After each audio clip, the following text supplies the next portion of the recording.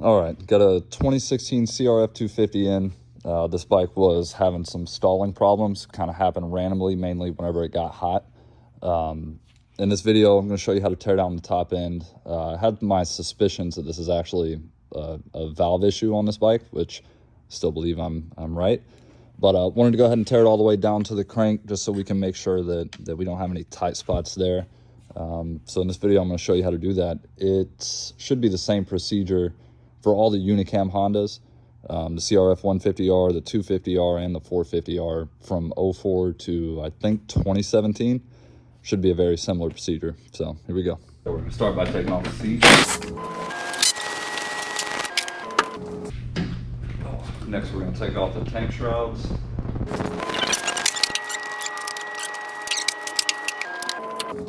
Next, we're going to get the tank out of the way.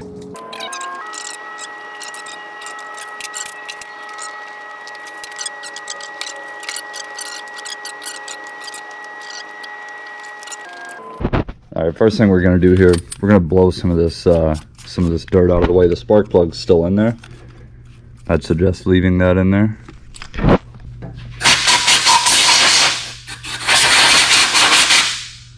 Going to remove this vent hose right up top. Then we've got these two 10mm bolts that hold the valve cover on. Loosen those, try not to bash your hand on the frame. O-rings are still there.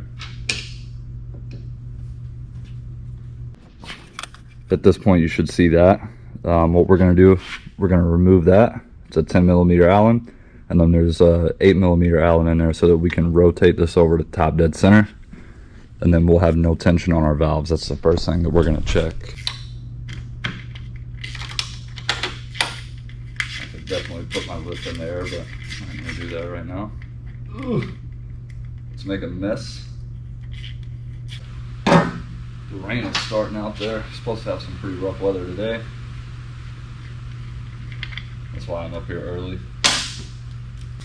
All right, we're gonna take our spark plug out. It's gonna make it a little bit easier to deal with.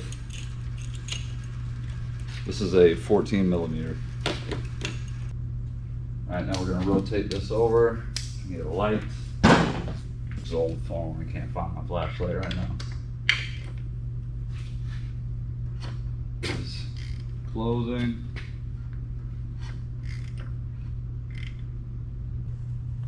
Get a little dot in there.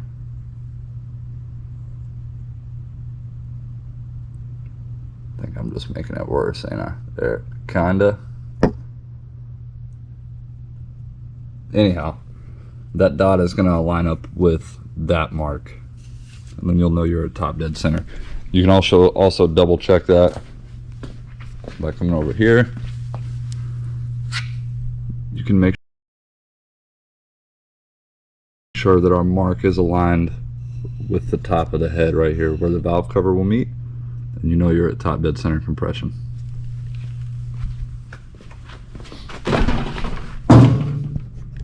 Almost died right there. What I like to do next, draw out a little chart here so we know what measurements we're getting for each valve. Have our spec listed. We can see here we've got 0.12 plus or minus 0.03 millimeters. That would give us our spec there. Same for the exhaust. So we're gonna take these, and let me just grab one for instance here real quick. We have a 0.305. We're gonna measure our exhaust. So what we'll wanna do is come in here, and then right between these little rockers, we just wanna make sure that that fits, which it does fit very nice there. It also fits very nice there. So you should be able to slide that in and out without forcing it, but you should feel some tension on it. Almost like a, I guess I'd call it like a magnetic pull is almost what it would feel like. We're just gonna take and write our measurements in right here. We got 305 on both, which is perfect. This time, so on the intakes, we don't actually have a rocker arm. We've got shim under bucket here, so we need to be able to fit this under that base circle of the cam in the bucket, which this one is indeed a little bit tight. Can't quite get that to go.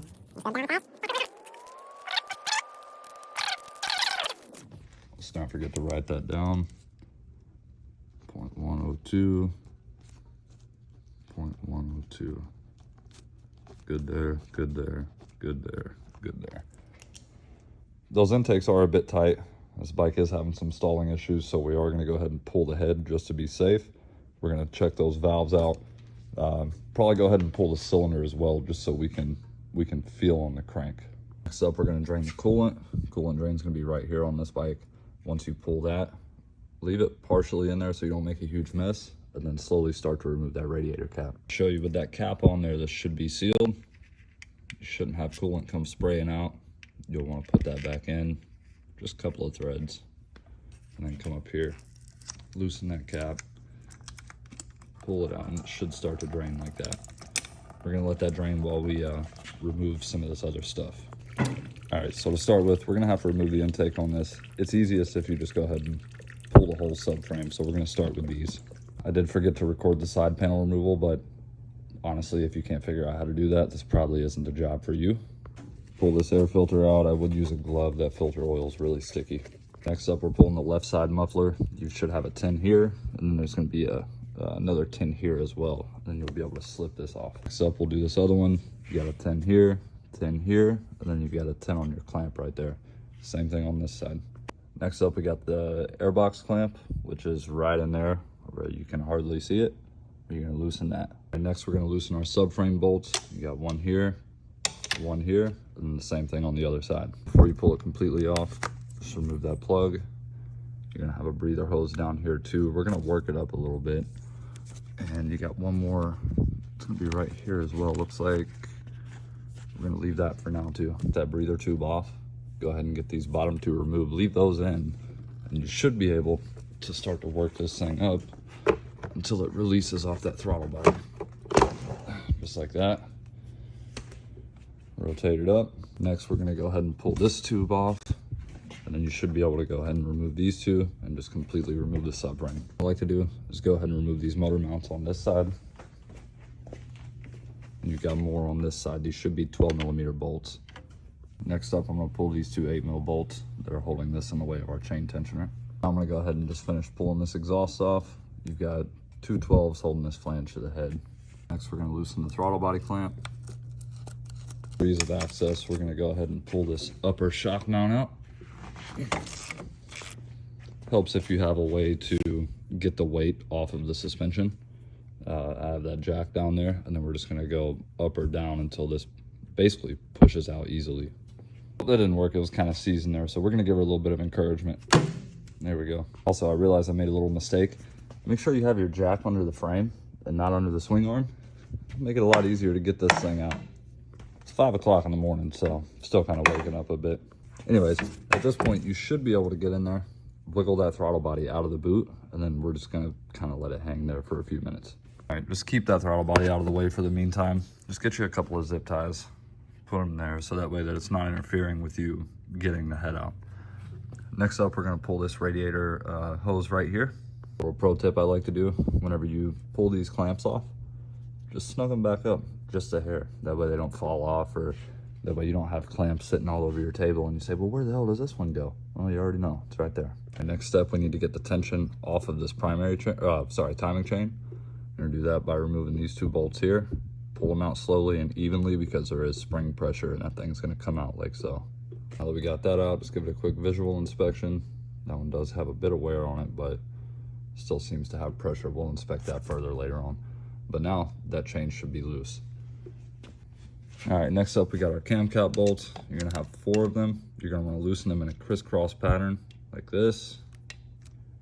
And then you also want to note that you're going to have to be careful because there is a little retaining ring in here, which I'll show you once I get this out. Also note that these are different sizes. The 2 shorter ones here are going to be the intake side. 2 longer ones be the exhaust side. Just like so.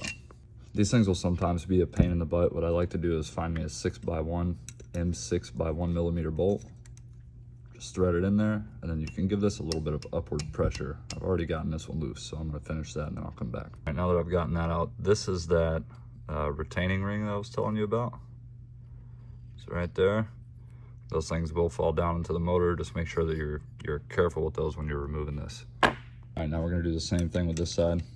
I'm gonna try to do this with one hand, but, oh.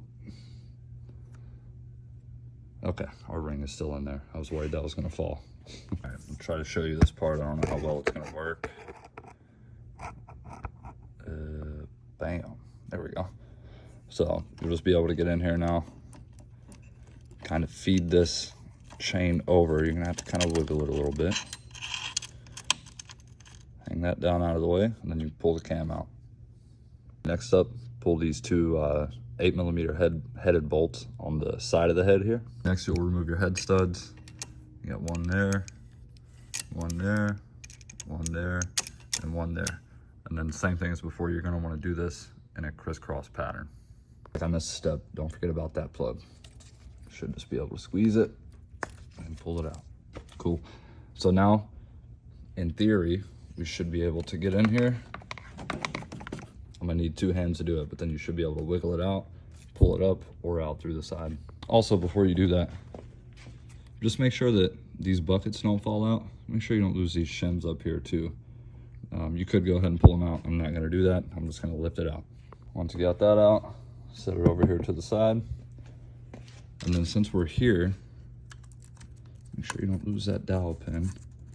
I'm gonna go ahead and do a good inspection of the head gasket here, and then we're gonna pull the cylinder off too. We're close enough, so might as well just go ahead and do that. Forgot to tell you, there's gonna be a guide right here that once you get the head off, it'll just slide out. But now we have this bolt over here out. Should just be able to, I say that. Slide that up out of the way, drop our chain. All right, now we're gonna go ahead and pull this piston out of there too. And what I would strongly suggest, so that just in case, you stuff a rag down in there, so that if this clip flies out, well, at least it's not gonna, in theory, it's not gonna go down into your crankcase. You don't wanna have to split the cases if you don't have to. They do make special tools for this, but I'm a bit of a gambler. Let's see if I can show you what we're gonna do here. So what we're gonna do to get this out, I could totally just put my lift in the air. Anyways, we're gonna get a pick right down in here, and then we're gonna kind of bend it out of the way, but we're also gonna hold our finger in there so that hopefully that retaining ring doesn't fly out. Let's see if I can show you here.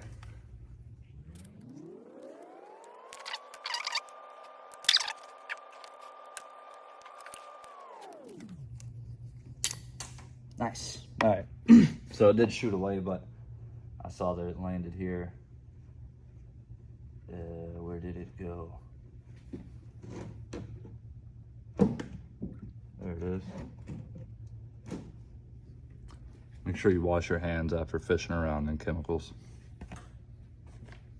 All right, then we should hopefully, might have to get a tool to do it.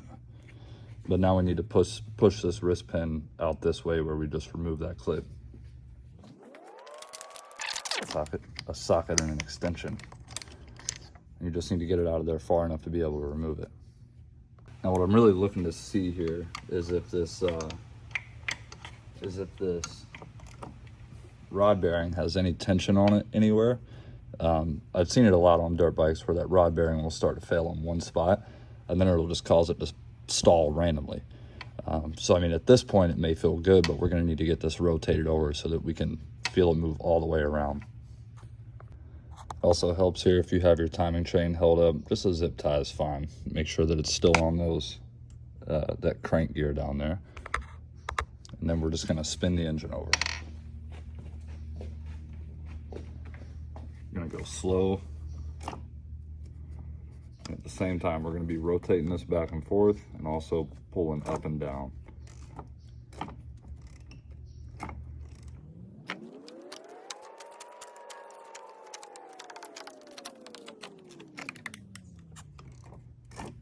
And it still feels good, which is good. Put that back at top dead center. That noise that you're hearing when it's spinning over, it's because this chain isn't attached to the crank gear down there, so it's just skipping on it. All right, so everything to this point is looking good. Really want to get in here and inspect the cylinder. It does have some wear on the intake and exhaust side, but that's pretty normal. Nothing that catches the nail. I'm not seeing any hot spots or anything crazy. We will measure that later on to be sure. This is looking decent to dirty, of course, right now. Rings aren't stuck. I did notice that looks like maybe something made some contact right here, but we'll see. I think the next step is, and what was concerning me with this bike to begin with, I think we're having a valving issue. So what we're gonna do, we're gonna pull these buckets out, we're gonna pull these shims out. I wanna leave them marked over here, that way that we know where they go back. And we're also gonna measure these shims whenever we take them out. I'll show you how to do that too. First step, we're gonna take this rocker shaft out. You can do that by putting a bolt in there, just kind of pushing.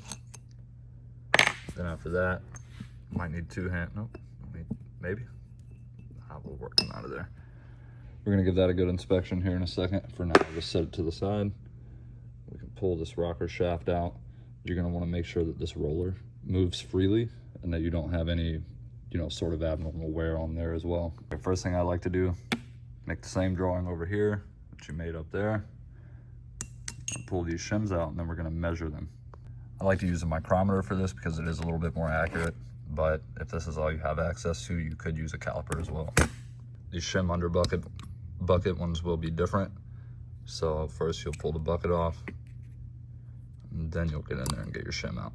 All right, once you get them all measured, write it down, keep your parts in their corresponding locations there. And then we're just gonna do a leak test on these valves real quick. We're just gonna use a little bit of brake clean, spray it in here. We'll say that this is much easier to do in a vise, but just for time's sake, I don't feel like pulling stuff out right now. But using a valve spring compressor, or I've seen people use a hammer and a long socket. You can do that to take it out, I guess, if you want.